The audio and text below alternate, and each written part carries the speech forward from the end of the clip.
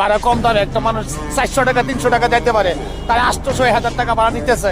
আমরা কোনো কিছু বলতে পারি, আমরা পাবলিক অসুস্থ বললাম, আমরা পাবলিকে একটা সিন্ডিকেট বানালে সেখানে হলো স্টাফে। শেরপুর আমরা যাই 250 টাকা 300 টাকা, তারা 700-800 টাকা স্যার। ময়মনসিংহ যাই মনে করেন আমরা 100 টাকা 150 টাকা, তারা ভাড়া চাই 400 টাকা 500 টাকা।